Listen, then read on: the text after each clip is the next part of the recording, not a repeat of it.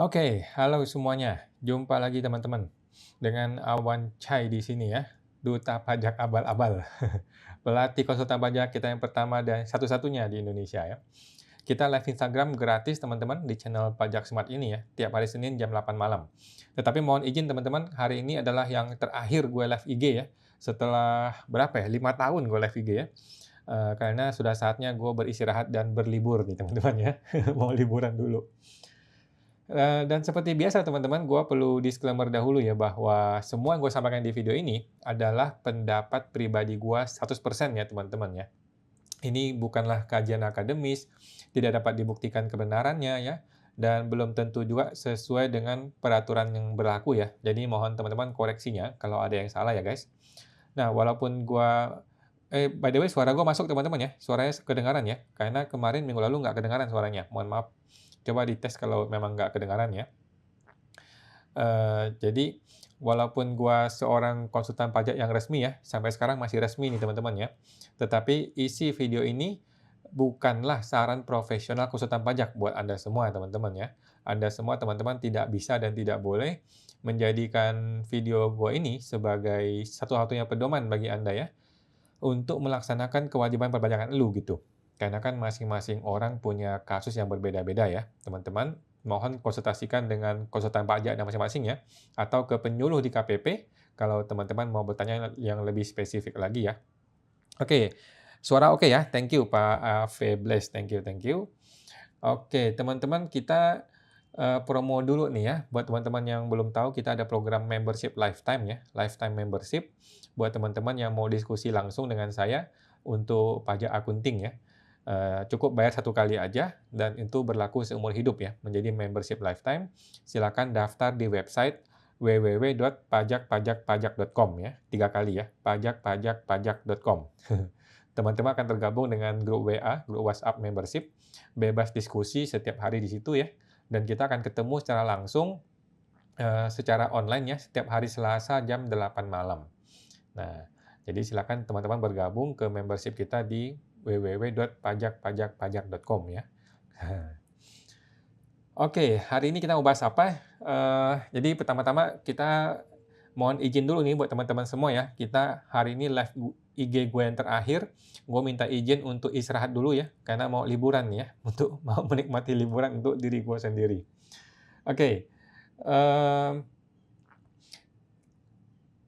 gua spesifik hari ini mau bahas mengenai si Pak siapa nih, Pak Bursok Antoni ya.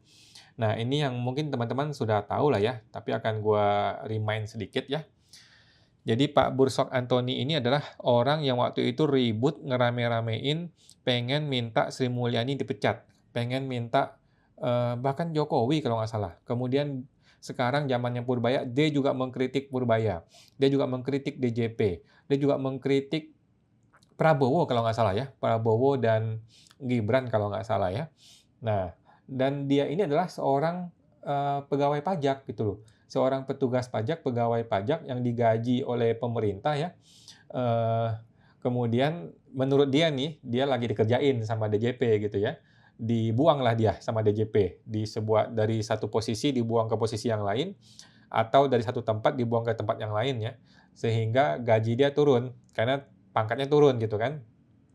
Jadi gaji yang awalnya 33 juta per bulan menjadi 8 juta per bulan ya. Nah, Bursok Antoni surati Prabowo, "Siapa tanggung jawab cicilan saya?" katanya. Nah, teman-teman mungkin udah tahu ya, gua tidak perlu lagi teman-teman tinggal cek aja beritanya ada di mana-mana ya. Beritanya ada di mana-mana, tinggal dilihat aja teman-teman. Nah, namun yang menarik adalah, bagaimana komentar orang-orang nih teman-teman ya. Komentar orang-orang, itu kebanyakan orang tuh tidak mendukung Pak Bursok gitu loh. Kebanyakan orang malah ngomel ke Pak Bursok gitu. Bilang dia tidak tahu diuntung lah, bilang dia ngelawan bosnya lah, bilang dia, wajarlah dia ditendang sama DJP dan sebagainya ya. Nah, jadi sedikit sekali orang yang mendukung Pak Bursok gitu. Ini di Instagram gue ya. Nah, yang lebih parah adalah di Threads nih. Ini adalah Threads ya. Ini Threads ya. Yang nge-like tuh 397 orang. Yang komentar itu 155 orang, teman-teman. Yang kirimin foto ini ke orang lain adalah 339 orang. Dan interaksinya banyak sekali ya, dan orang-orang itu pada komentari, intinya, anti terhadap si Pak Bursok. Orang ini bilang nih, "PNS naik turun jabatan itu resiko," katanya. "Masih dapat 8 juta per bulan disyukurin lah. Di perusahaan swasta, bayang-bayang PHK sudah menjelang. Ternyata gaji orang pajak gede-gede ya, pantes getol narikin pajak." Ini orang pajak yang problematik dan viral dari zaman dulu. Dulu nginep sehari-hari di hotel minta dibayarin kantor, keren bet. Mosok pajak struktural kayak gitu sih, bukannya memberi contoh. Kemudian ada yang komentar, "Yo, kamu mendesak atasan secara strukturalmu untuk turun, ya kamulah yang diturunin." Nah, lah kocak, jadi bawahan di PNS minta atasannya sampai presiden mundur. Ya kritik ke atasan ada tempatnya lah, nggak bisa disampaikan terbuka seperti ini. Namanya mempermalukan. Giliran disanksi, ngoceh nggak terima katanya. Nah, jadi banyak sekali teman-teman ya, orang yang berkomentar melawan si Pak Bulsok ini. Intinya nggak senang lah dengan Pak Bulsok gitu ya. Nah, sekarang bagaimana pendapat gue? Nah, berhubung ini video IG gue yang terakhir ya sebelum gue berliburan, gue pengen kasih ya pesan atau nasihat lah kepada Pak Bulsok lah ya, sebagai sesama orang di dunia persilatan pajak ya. Bukan berarti gue lebih bijaksana atau lebih senior, enggak juga ya. Gue rasa dia lebih tua dari gue. Nasihat pertama, kalau Pak Bulsok nonton video ini ya, gue berharap Pak Bulsok bisa menerima keadaan dunia ini gitu ya.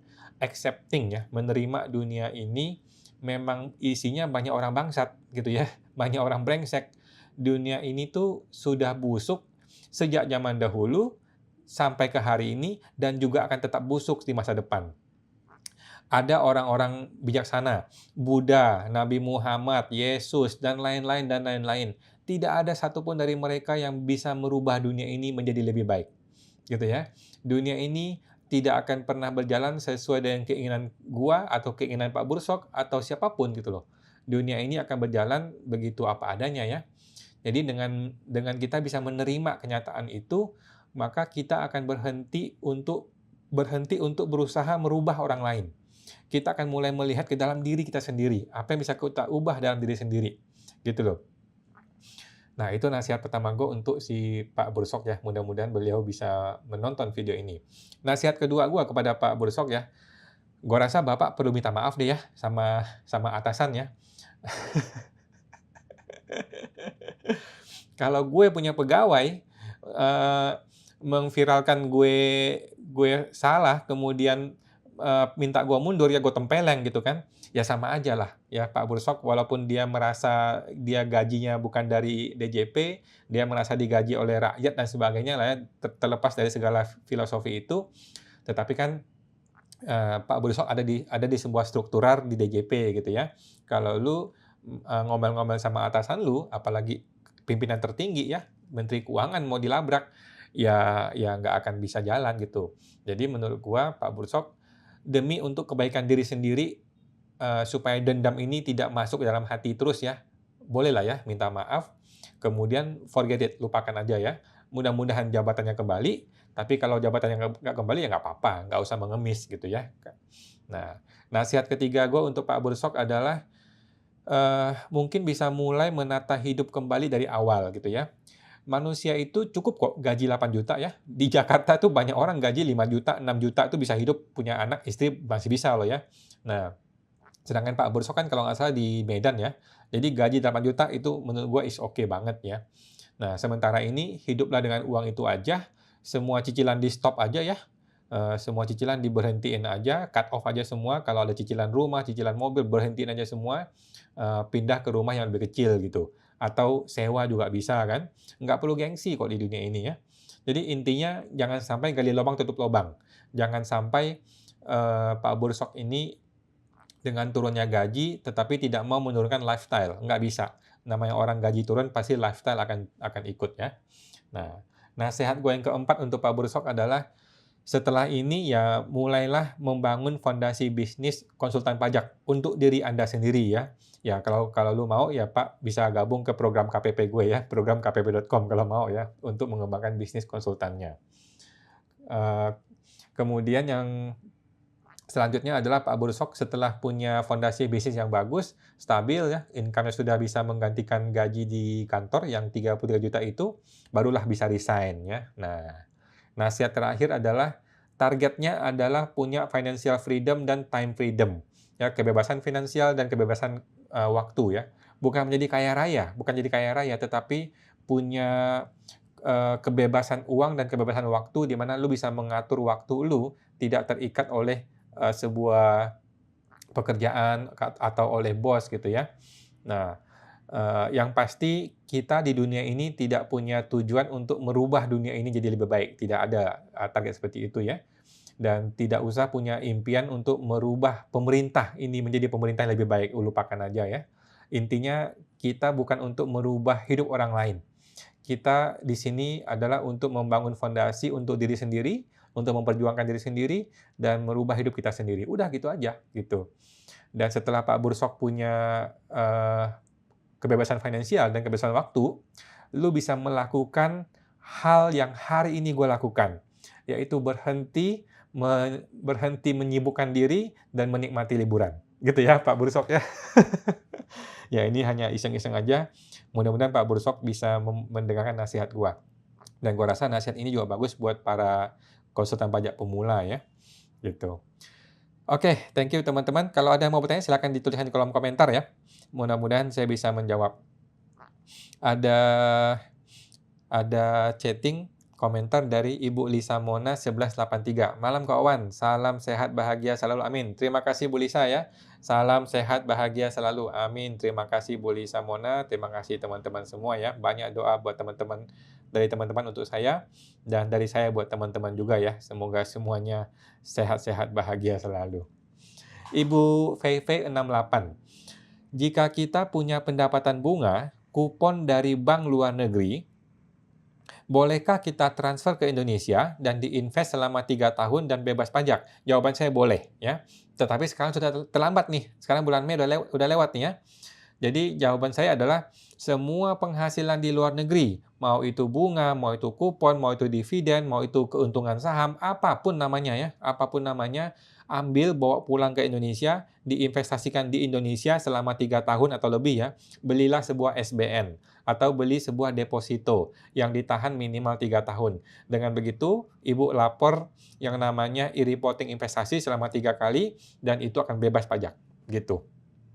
Masih ada perdebatan.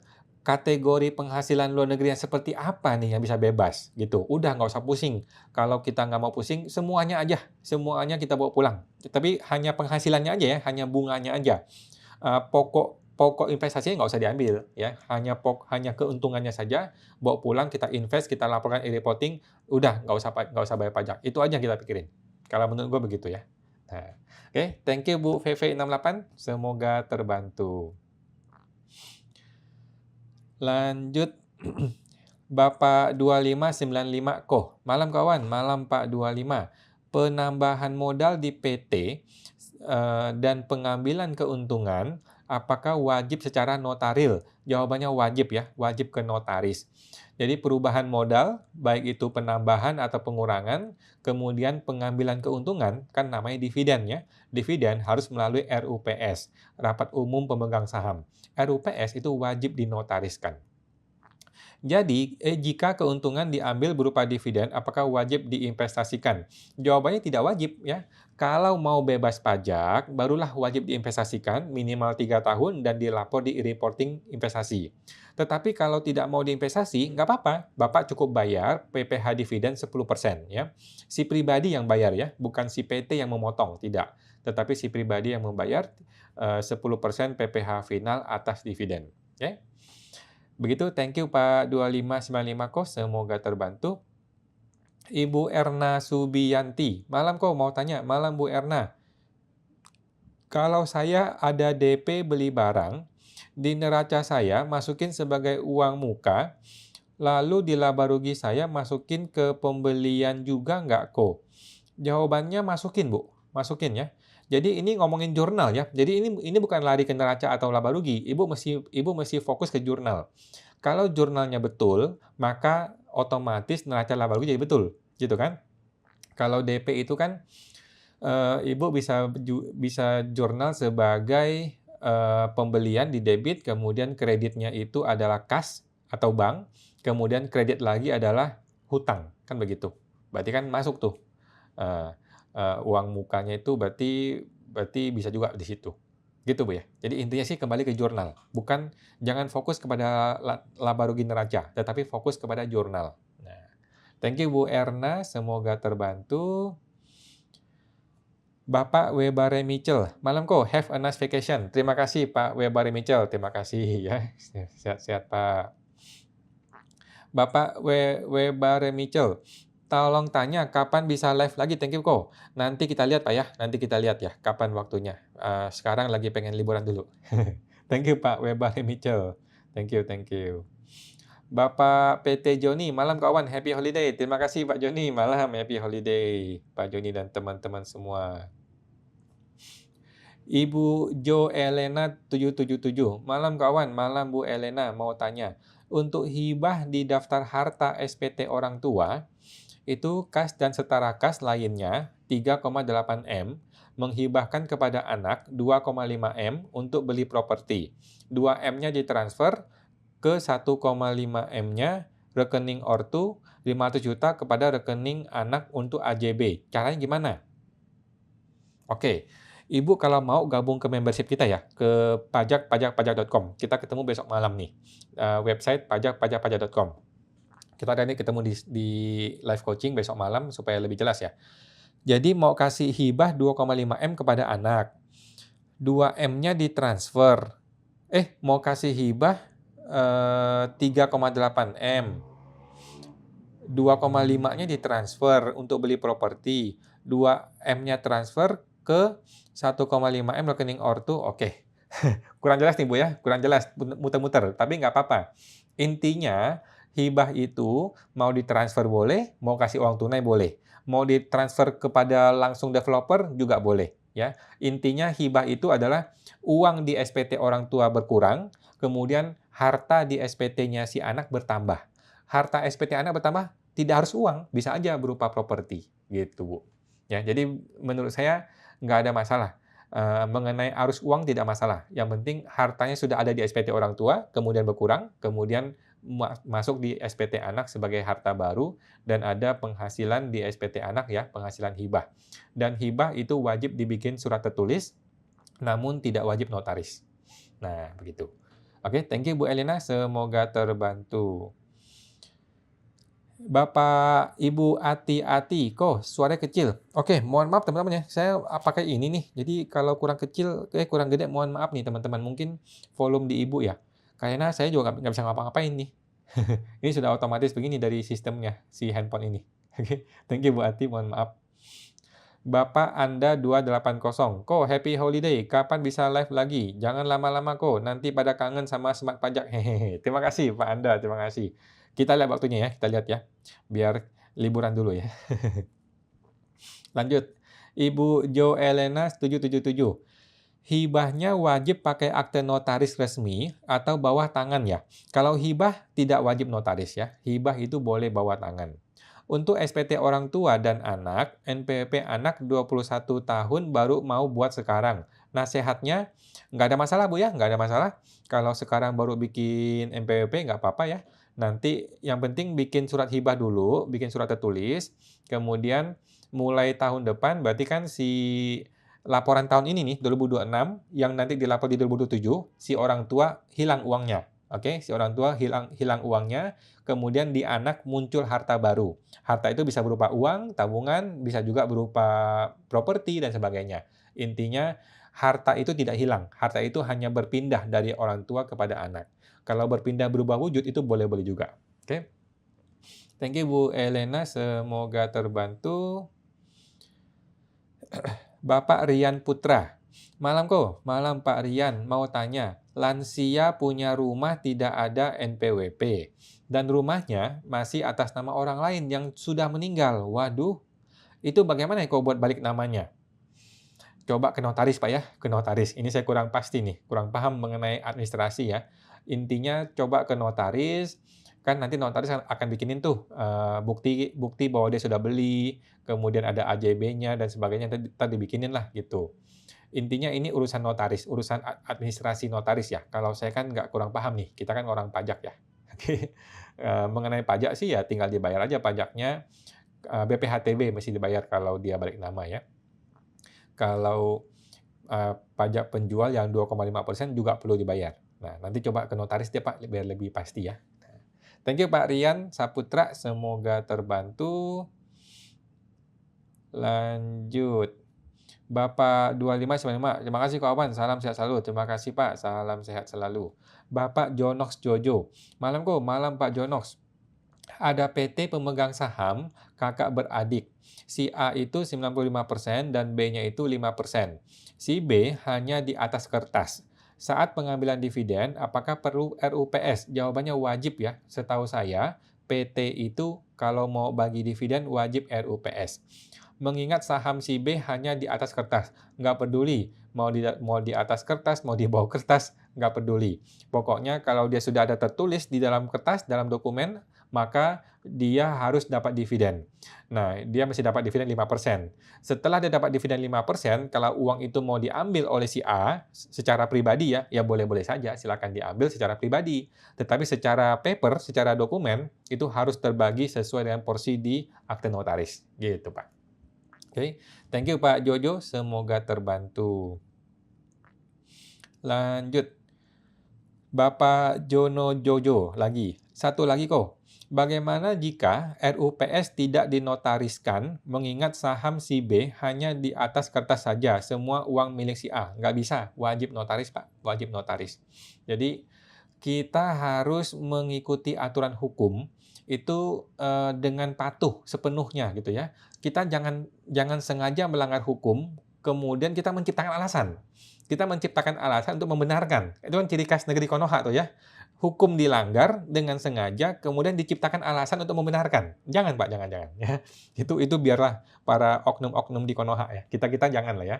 Jadi kita mesti ikuti hukum yang betul. Yang namanya bagi dividen, apapun ceritanya itu wajib RUPS. Dan si A maupun si B wajib dapat sesuai dengan porsinya. Gitu. Oke, thank you Pak Jojo, semoga terbantu. Ibu Meli Naho, happy holiday. Ko Awan, terima kasih Bu Meli. Nanti kembali live lagi ya setelah liburan. Selesai liburan udah segar lagi kan ya? Asik. Terima kasih Bu Meli Naho, terima kasih. Lanjut. Bapak Juju Chen 12. Kalau pindah domisili, bolehkah langsung ganti secara online atau harus ke KPP? Setahu saya harus ke KPP, Pak. Karena ini pindah KPP nih ya. Nah, usaha saya sudah PT Thank You Co. Oke. Menurut saya sih Pak ya, nggak perlu pindah. Menurut saya nggak perlu pindah. Karena sekarang kan pajak sudah online ya. Jadi nggak perlu pindah. Nanti orang pajak kirim surat, itu pun juga via online. Ya, via Cortex. Dan dia juga via WA-WA-an. Jadi udah nggak perlu, Bapak pindah juga nggak ada guna. Gitu. Namun kalau Bapak mau pindah, sepemahaman saya tetap mesti ke KPP. Gitu. Kalau Bapak mau, coba cek di Cortex ya, cari cari menu untuk merubah alamat. Ada nggak? Kalau ada ya boleh. Kan Cortex kan masih berkembang terus ya. Kalau nggak ada menunya ya sudah, mesti ke KPP. Namun saya pikir nggak perlu, karena semua sudah online nasional, tidak perlu untuk pindah-pindah NPWP. Thank you Pak Juju Chen, semoga terbantu. Bapak 2595 Awan mau tanya lagi. Aturan PMK yang mengatur SP2DK terhadap WP atas SPT. Masanya berapa tahun? Apakah SP2DK ke WP tahun 2020 masih boleh gitu ya? Setahu saya 2020 sudah nggak usah Pak, udah nggak usah dipikirin. Semua ke 2021. Saya rasa sekarang pun udah nggak ada SP2DK 2020 ya. Kalau ada SP2DK 2020, itu kemungkinan WP ini tuh ikut PPS. Nah, kalau dia ikut PPS K2, maka 2020-nya masih terbuka untuk SP2DK. Oke? Tetapi orang yang tidak ikut PPS K2, maka 2020 lupakan, sudah kadaluarsa. Nah, gitu. Oke, thank you Pak 25. Namun ya, kalau memang dapat SP2DK, ya udah jelasin aja Pak. Kasih penjelasan aja, nggak apa-apa lah. Ya, si AR juga mungkin lagi dapat data apa gitu. Thank you Pak 25. Apakah boleh SP2DK lebih dari 5 tahun? harusnya nggak boleh ya, tetapi kalau AR-nya iseng, dia punya data, dia dia mau kirim SP2DK ya boleh-boleh saja, terserah dia ya. Nah, kalau menurut gue sih, kalau memang datanya benar ya, datanya ada, bolehlah kita kasih penjelasan ya. Daripada kita ngomel-ngomel, nanti kayak si Lita Gading lagi ya, ngomel-ngomel ke mana-mana, viral-viralin ya. Nggak perlu lah, nggak perlu. Ya ya kita baik-baik saja lah ya, negara juga lagi pusing ya, si Purbaya juga lagi pusing ya, si Prabowo juga lagi pusing, udahlah, kalau memang ada SP2DK, ya masih wajar-wajar aja, ya udah balas aja, gitu. Thank you Pak 2595, semoga terbantu. Bapak Purnawan Iswan, "Malam kawan, malam Pak Purnawan, mau tanya, dividen dari saham apakah masih kena pajak?" Jawabannya kena pajak 10% jika tidak diinvestasikan kembali, oke? Jadi ketika dividen kita terima dari saham, itu masuk ke rekening kita. Nah, kita mesti memutuskan ini mau diinvestasikan atau tidak diinvestasikan. Kalau diinvestasikan berarti kan bebas pajak.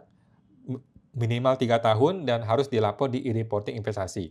Tetapi kalau tidak mau diinvestasikan, kita mau pakai untuk biaya hidup gitu ya, mau beli motor, beli mobil, ya sudah, berarti kan kita bayar 10% PPh dividen, beres. Nah, thank you Pak Purnawan Iswan, semoga terbantu. Bapak Jonos Jojo, kalau saham tidak dibagi, apakah perlu RUPSKO? Jawabannya tidak perlu, ya, kan tidak ada dividen. Apakah sejak dulu memang harus dinotariskan atau peraturan baru? Sepemahaman saya dulu itu tidak wajib, Pak. Sepemahaman saya dulu tidak wajib. Namun ada peraturan baru kemarin ya, peraturan Menkumham tuh, peraturan Menkumham yang terbaru banget ya, baru tahun lalu atau tahun ini, yang mewajibkan RUPS dinotaris, gitu. Setahu saya begitu. Permenkumham, Peraturan Menteri Hukum dan HAM. Thank you Pak Jojo, semoga terbantu. Bapak Anda 280, kok pemegang saham hanya 2 orang, tetapi yang ambil dividen hanya 1 orang pemegang saham saja. Nggak ada cerita Pak, nggak ada cerita. Yang namanya bagi dividen itu harus dibagi sama rata sesuai dengan persentase kepemilikan saham. Itulah namanya dividen. Dividing ya, divider. Dividen kan divide, membagi sama rata sesuai dengan kepemilikan saham. Oke? Nah, jadi nggak ada cerita tuh, si A bagi dividen, si B nggak ada bagi dividen, itu nggak ada cerita, itu melanggar hukum, itu salah. Salah konsep, salah mindset, gitu ya. Jadi dividen harus dibagi sesuai dengan porsi sahamnya, nanti di belakang meja silakan diambil uangnya. Itu punya saya, bukan punya kamu, ambil aja uangnya, tapi di belakang meja, gitu. Di depan meja yang terlihat di dokumen, yang terlihat di laporan, itu adalah pembagian dividen sesuai dengan porsi saham, itu yang betul. Apakah tetap harus RUPS? Jawabannya wajib. Kok bermasalahkah jika hanya 1 orang pemegang saham saja yang ambil dividen? Jawabannya bermasalah, ya, bermasalah. Jangan dilakukan. Salah konsep itu, Pak. Salah mindset. Thank you, Pak Anda. Semoga terbantu.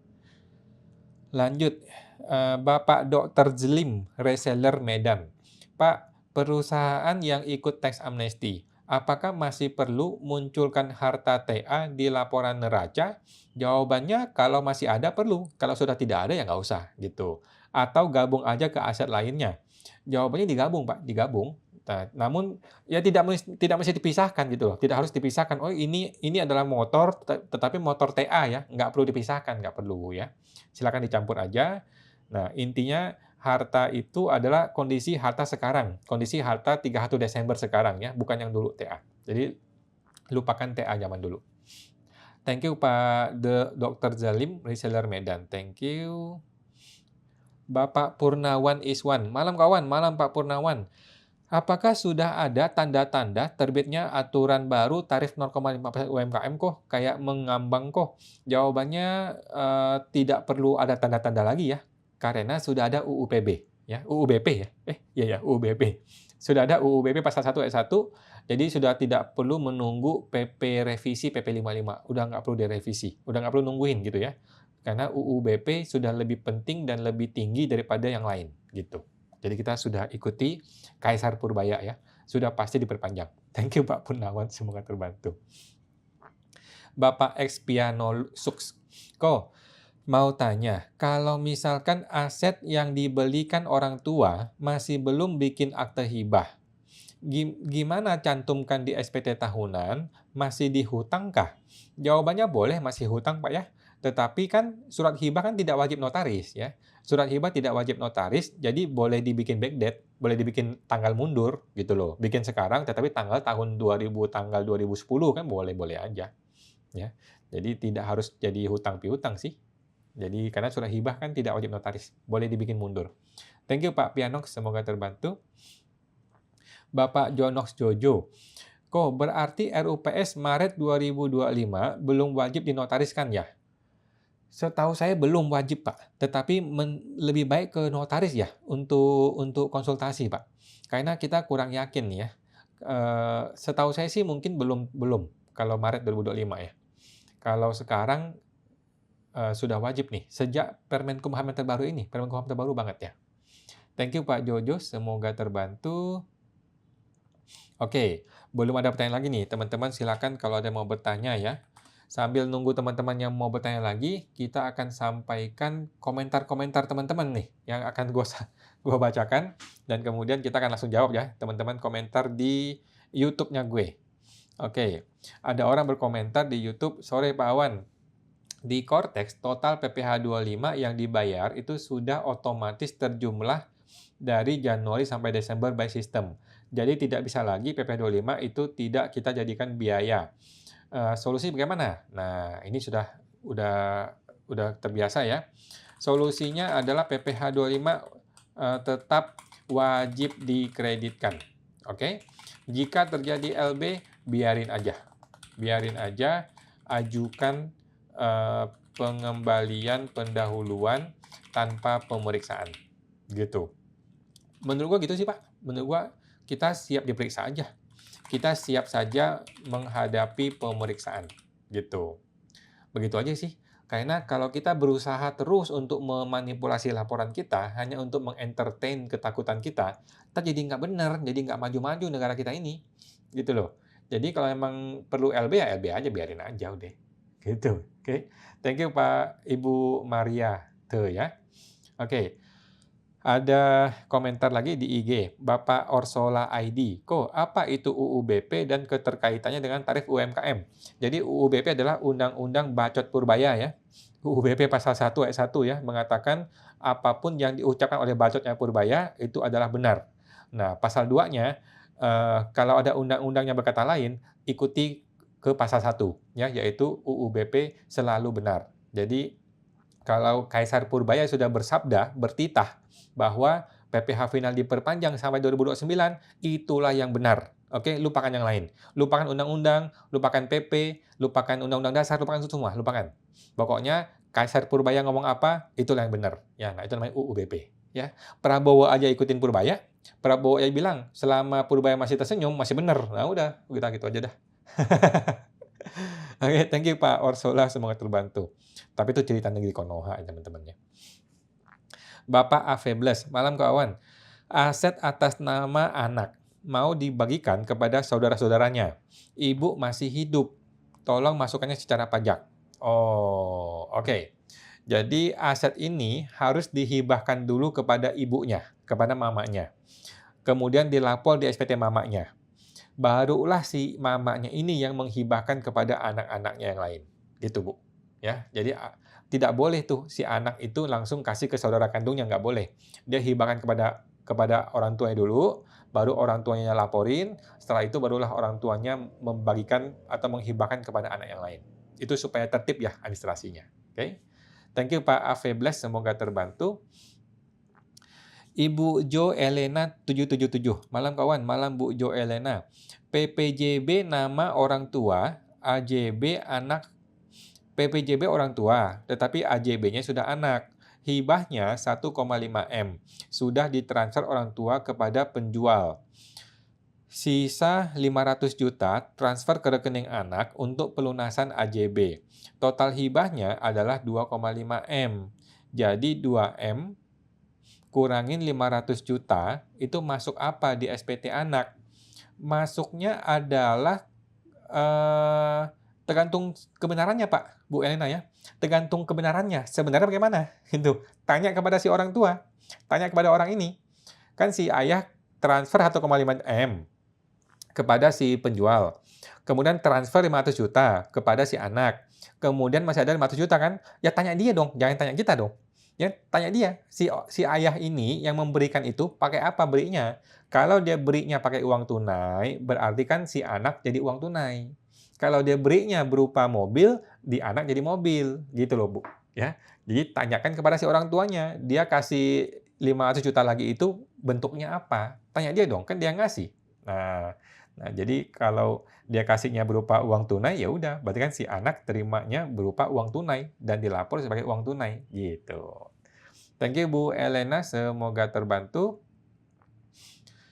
Ibu Anggraini Tasya, Ko Awan, saya ada bayar PPh 25 kita untuk Mei 2026, tetapi kebayar Mei 2027. Gimana ya, Ko? Apakah bisa buat tahun depan? Jawabannya bisa, bisa ya.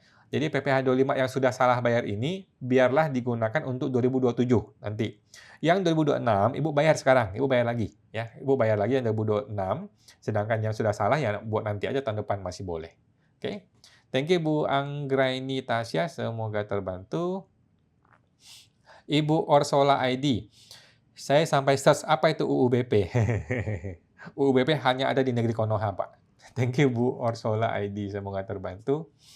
Bapak 17 Raf, malam kawan. WP pribadi terdaftar 2019. Terus sekarang masih pakai 0,5% ya kok? Jawabannya betul, sampai 2029 ya. Sesuai dengan UU BP pasal 1 ayat 1. Kalau omset sudah lewat 500 juta di bulan Maret, jadi kita masih pakai 0,5% untuk bayar tiap bulan ya. Betul, betul Pak ya. Bu ya, bayarlah 0,5% setelah 500 juta sampai 2029. Oke. Thank you Bu Raf, semoga terbantu. Bapak A. Febles, berkaitan aset dari anak kepada saudara. Kalau ibu nggak punya MPP, gimana kok? Usia sudah 70 tahun. Jawabannya adalah bikin MPP, Pak. Bikin MPP. Jadi gini, kan kita nggak mau kena masalah, ya kan? Kita nggak mau kena masalah 5 tahun lagi, ya kan? Nah, supaya kita tidak kena masalah 5 tahun lagi, sekarang kita bikin yang benar. Kita harus tertib administrasinya, gitu loh. Supaya suatu hari kalau kita dipanggil orang pajak, kita punya bukti, kita punya penjelasan, kita punya dokumen yang bisa kita jelaskan. Oke? Jadi si orang tua, si ibu mesti bikin NPWP, kemudian dia dibikin surat hibah, kemudian dia terima hibahnya, dia laporkan barang hibah itu di SPT dia, tahun depannya dia kasih kepada anak-anaknya dalam bentuk hibah. Begitu, Pak. Jadi kita mau tertib nih, mau tertib administrasi. Supaya kalau 3 tahun lagi atau 5 tahun lagi dipanggil orang pajak, si ibu, si anak, si saudara semuanya punya bukti. Semuanya bisa menjelaskan. Semuanya bisa memberikan dokumen sebagai penjelasan. Gitu. Nggak cuma omong-omong doang, nggak bisa. Gitu ya. Nah. Oke, thank you Pak A. Febles, semoga terbantu. Bapak Rian Saputra, kok kalau Kaisar Purbaya diganti, bagaimana itu UU BP-nya? Ya bubar semua Pak, bubar. Pokoknya kalau ya kita lihat aja Majapahit kalau mati kaisarnya ngapain? Ya bubar, ya kan? Sriwijaya kalau mati si kaisarnya ngapain? Ya bubar, gitu ya. Kaisar di Cina, kaisar di mana-mana. Ya kalau kaisar mati ya selesai, bubar aja udah. Kita tunggu aja aturan dari pusatnya gimana. Kita tunggu aja nanti pemimpin barunya ngomongnya gimana gitu Pak ya. Jadi sistem ini selama si kaisar ini masih ada ya kita ikuti dia. Gitu kan? Kita mau ikuti siapa kalau nggak ikutin dia?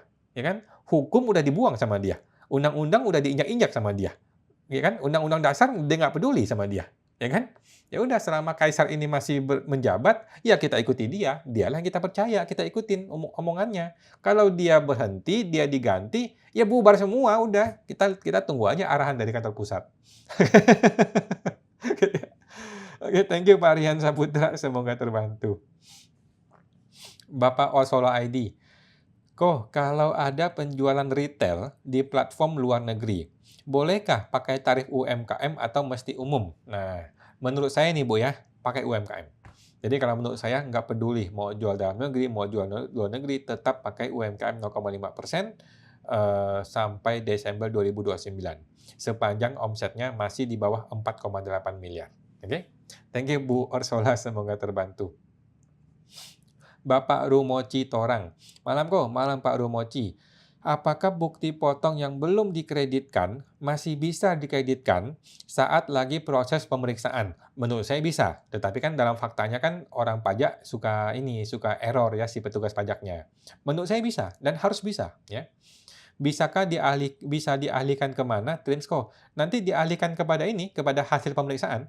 Jadi ketika ada hasil pemeriksaan, orang ini masih bayarnya sekian, sekian, sekian, itu seharusnya dipotong dengan bukti potong yang ditemukan ketika pemeriksaan, yang belum dikreditkan. Harus bisa dong. Nah, cuman di lapangan ya, kalau ketemu oknum-oknum negeri Konoha ya nggak peduli sama dia ya.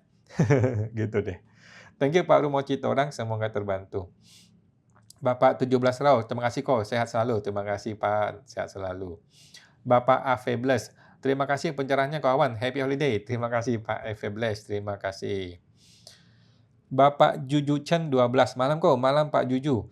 Kalau saya sebelumnya perdagangan besar, sekarang sudah berubah 90% menjadi fulfillment, di mana saya cuma dapat komisi packing.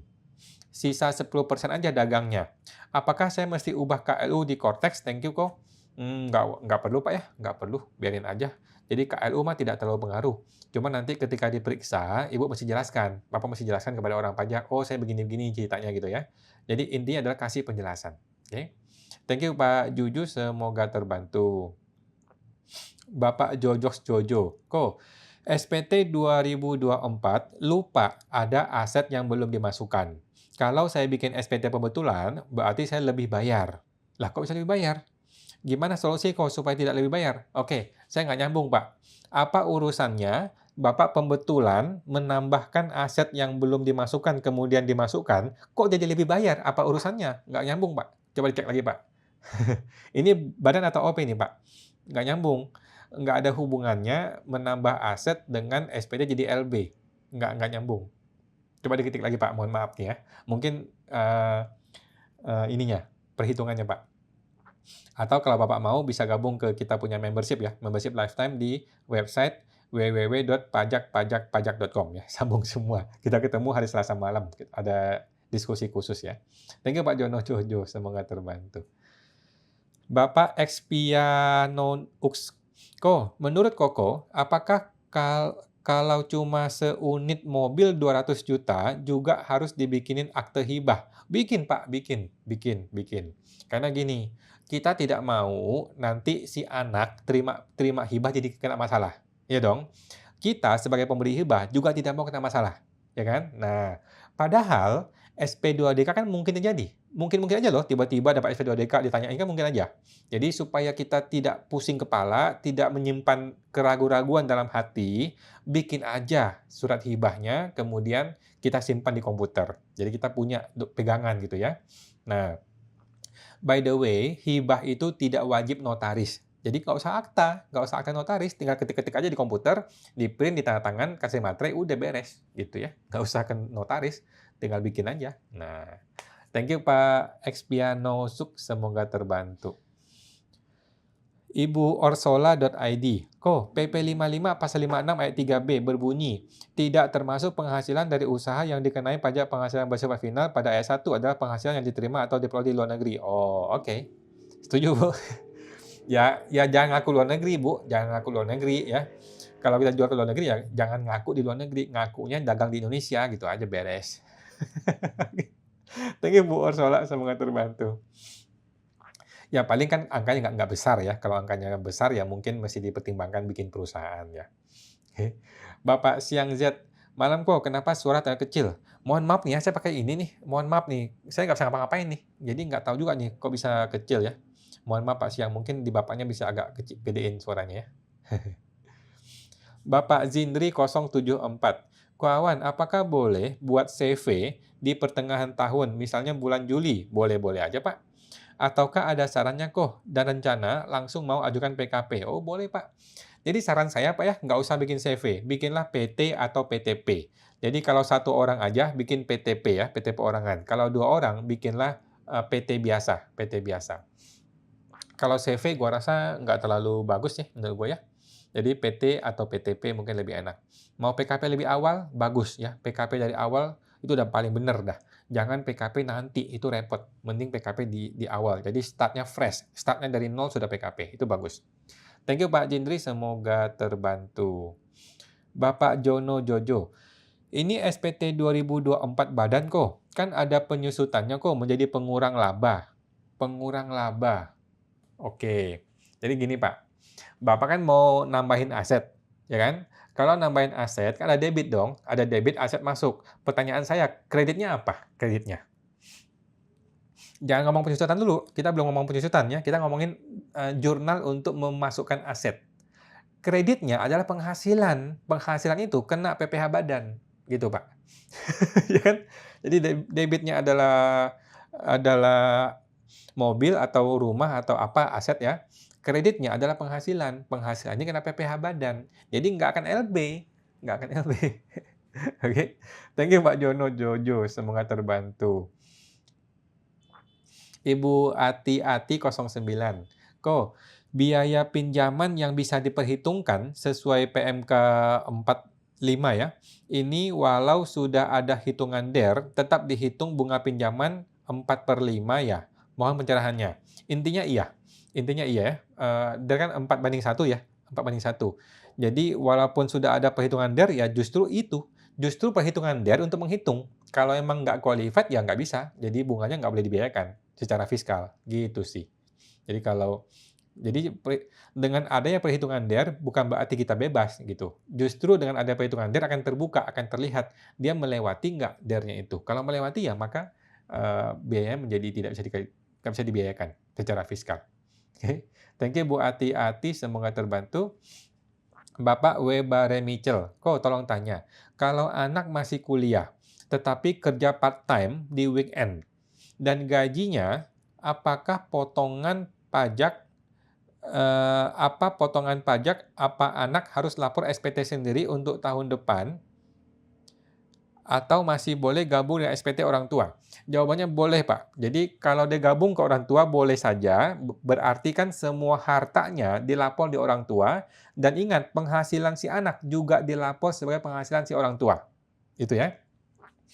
Kalau si anak mau mandiri, punya SPT sendiri, ya boleh. Berarti kan harta dia dilapor di dia sendiri, penghasilan dia pun dilapor di dia sendiri. Begitu Pak intinya. Jadi harta dan penghasilan tidak lepas, jadi tidak menghilang, akan dilaporkan. Mau dilapor di ayah boleh, mau dilapor di anak boleh. Tetapi kalau dilapor di ayah kan berarti bisa aja kena progresif yang lebih tinggi. Begitu Pak. Thank you Pak Webari Mitchell, semoga terbantu. Ibu Ati-Ati 09, tanya lagi kok, daftar aset tahun lalu di lampiran SPT itu otomatis masuk ke daftar aset lainnya, semua. Apakah perlu diperbaiki sesuai aslinya yang masuk kelompok 1, 2, dan seterusnya? Oh, oke. Menurut saya boleh sih Bu dibetulkan ya, karena kan itu pengaruh tuh. Itu pengaruh ke penyusutan Bu. Jadi kalau emang Ibu mau, punya waktu, boleh deh dibetulkan ya. Karena pengaruh nih, pengaruh ke nilai penyusutan. Ntar berbeda lagi penyusutan antara fiskal sama komersil. Gitu ya. Nah, thank you Bu Ati-Ati, semoga terbantu. Bapak Sandico, apakah denda pajak bisa dijadikan biaya pajak di laba rugi? Nggak bisa ya. Di komersil boleh, tetapi di fiskal ya nggak bisa lah. Lalu, saat di laporan SPT tahunan harus dijadikan koreksi fiskal negatif? Iya, positif ya. Koreksi fiskal positif dong, bukan negatif. Jadi kan denda pajak kan di akunting diakui sebagai beban ya, beban denda pajak. Tetapi begitu masuk fiskal ya dipotong, dibuang. Jadi fiskal positif ya. Thank you Pak Sandi, semoga terbantu. Ibu Miejin, kok kalau invent turnover rendah, tidak normal. Kalau ditanya Fiskus, jawab apa kok? Karena memang penjualan turun. Jawabnya adalah kasih data apa adanya, gitu. Jadi ikuti aja kondisi sebenarnya. Jadi orang pajak butuh data apa nih? Gua kasih datanya, semuanya lengkap, gitu. Silakan dipelajari, gitu. Jadi nggak usah kasih alasan aneh-aneh, tidak usah menciptakan skenario aneh-aneh, nggak usah, kasih data aja. Ini datanya Pak, memang begitu apa adanya. Gitu. Oke. Thank you Bu Mejin, semoga terbantu. Ibu Orsola ID, kok PTP jika omset lebih dari 15M, kalau tidak berubah jadi PT, kira-kira bakalan diapain ya sama DJP atau Kemenhum? akan gini, saya rasa sih nggak apa-apa sebenarnya. Cuman gini, kalau PTP itu kan, eee, bayar dividen tidak perlu sampai RUPS notaris, ya kan? Tetapi kalau PT, nanti kan bayar dividen wajib ke notaris. Nah, kalau PTP punya omset lebih dari 15M, tiba-tiba dia bayar dividen nih, bayar dividen dong. Nah, kemudian dia dia investasikan kan, bebas pajak. Sama orang pajak bilang, "Nggak sah nih dividennya nih. Dividennya tidak sah, karena tidak ada RUPS, tidak ada notarisnya." Akibatnya apa? Dianggap PPh 21, mampus. Nah, gitu, Bu. Jadi sebaiknya kita kita nggak usah berpikir sesuatu yang di luar dari hukum, gitu. Ikuti aja hukum, ikuti aja, gitu ya. Kecuali sudah terjadi, baru kita kita pikirin. Tetapi kalau masih belum terjadi, ya jangan dipikirin, maksudnya jangan skenariokan ya.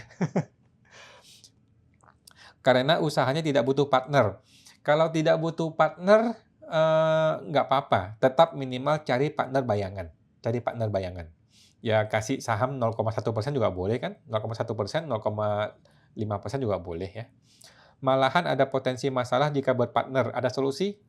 Oh, solusi gimana ya? Bikin PTP baru ya, bikin PTP baru gitu, atau pribadi gitu. Ya nggak bisa sih, memang memang hukum kita begitu, Bu. Memang hukum kita begitu, terpaksa harus punya punya satu orang partner ya, cari partner bayangan aja. Thank you Bu Orsola, semoga terbantu. Bapak Expianox, thank you kok untuk sarannya, terima kasih Pak, sama-sama.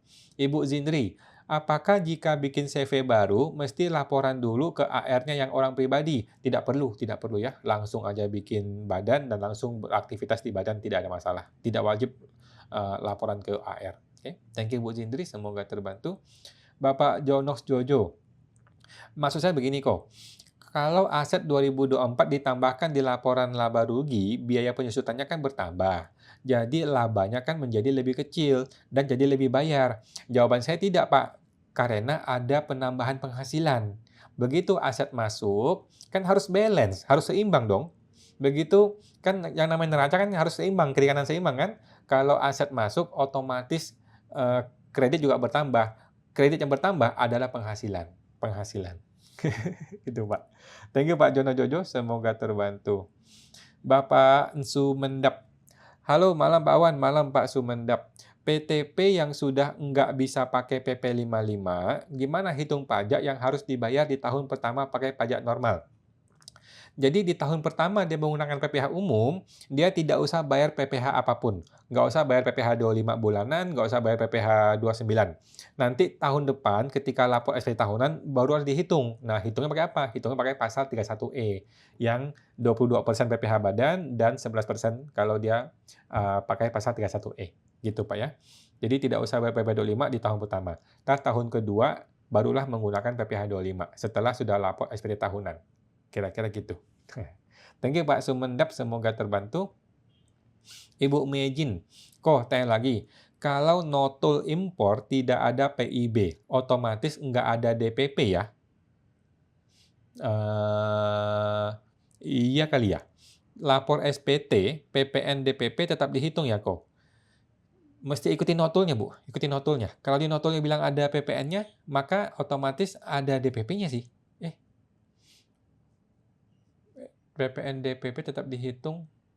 Oh, kayaknya nggak usah deh, Bu. Kayaknya nggak usah. Mohon maaf nih, Bu. Kayaknya nggak usah.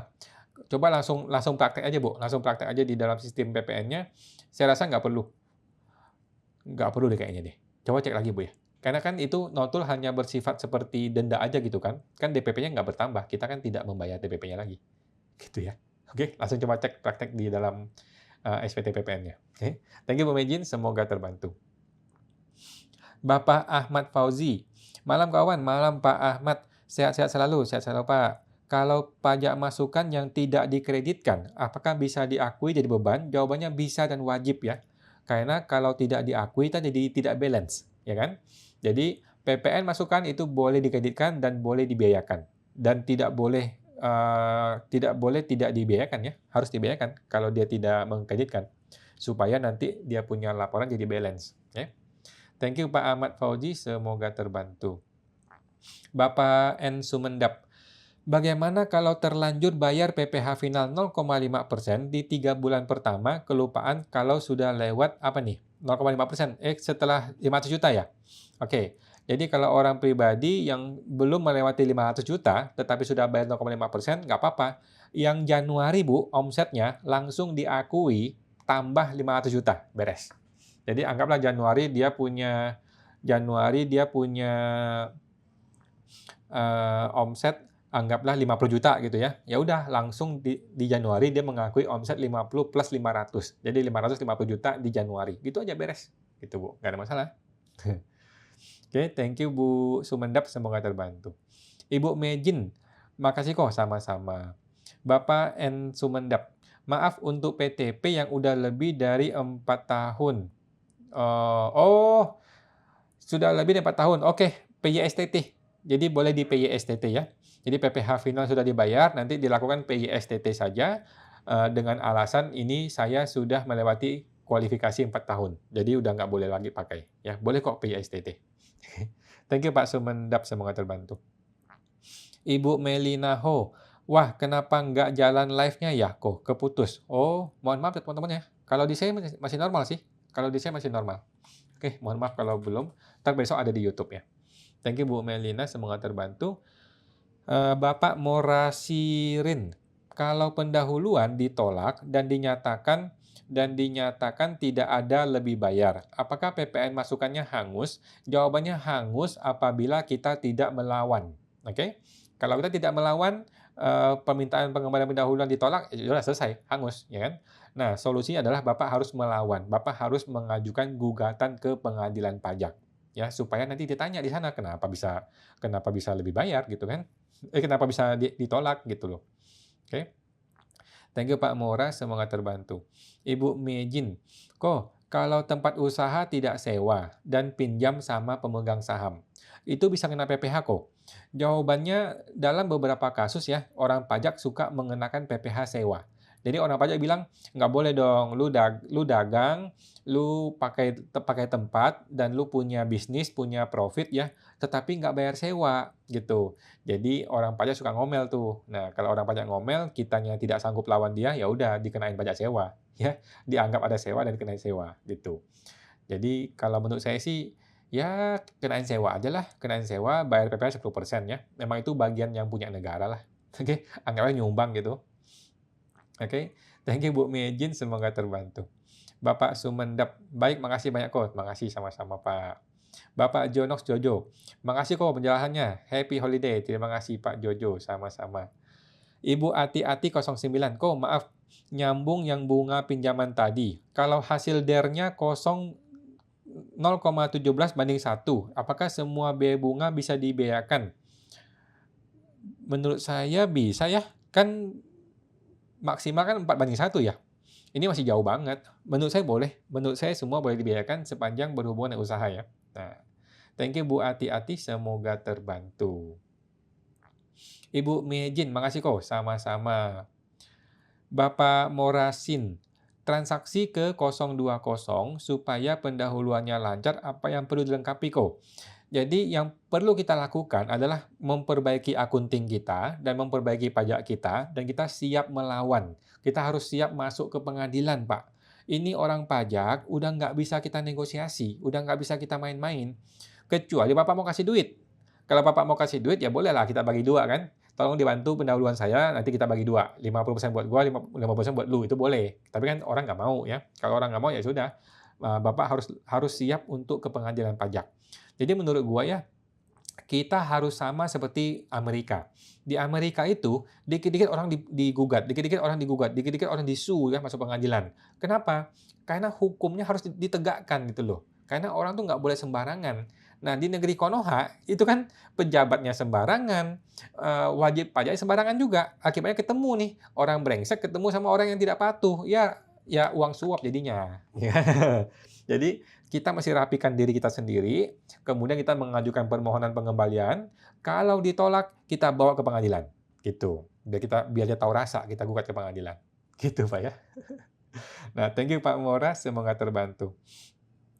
Bapak Mora, Apa konsekuensinya kalau kalah di pengadilan kok? Konsekuensinya ya berarti kan keputusannya dia betul, ya kan? Kalau kita mengajukan pengembalian pendahuluan atau restitusi, kemudian kita ditolak nih. Nah, setelah ditolak kita menggugat ke pengadilan, kemudian kita kalah. Kalau kita kalah, maka keputusan penolakannya menjadi benar, gitu kan? Ya nggak apa-apa juga kan? Kan nggak masalah toh? Memang memang dia sudah putusan, sudah kita kalah gitu. Nah, jadi nggak ada masalah menurut saya sih. Dan lagi pula kan kita bisa belajar. Kita belajar dari pengalaman beracara di pengadilan. Jadi besok-besok kalau kita mengalami pengembalian pendahuluan lagi, kita kan udah nggak sembarangan lagi dia gitu loh. Kan dia juga udah mikir-mikir nih, kalau ini orang kita tolak lagi, bisa masuk ke pengadilan lagi nih, gitu loh Pak. Oke, thank you Pak Muara. Oke teman-teman, sudah lewat jam 9. Jadi saya terima kasih ke teman-teman semua ya, sudah menemani saya selama bertahun-tahun ini ya, kita live Instagram, tiada henti dan tiada libur gitu ya, setiap minggu, tiap Senin, pada akhirnya segala sesuatu kan ada akhirnya teman-teman ya. Dan sudah tiba saatnya saya untuk istirahat dan berlibur teman-teman ya. Jadi kembali lagi video ini buat Pak Bursok ya, kalau dia nonton, cuma nonton di awal-awal ada banyak beberapa nasihat buat Pak Bursok. Dan teman-teman kita masih akan ketemu ya, gua masih tetap aktif di live coaching gua, di kelas gua ya, kelas yang namanya lifetime membership ya. Teman-teman tinggal gabung ke lifetime membership ke www.pajakpajakpajak.com ya. Pajakpajakpajak.com, ada 3 pajak ya, 3 kali. Teman-teman tinggal bergabung, kita akan ketemu tiap hari Selasa malam. Tiap Selasa malam jam 8 malam, kita akan diskusi untuk akunting dan pajak. Oke teman-teman, terima kasih semua teman-teman ya. Sampai jumpa lagi di lain kesempatan. Terima kasih semuanya. Mari semua, thank you.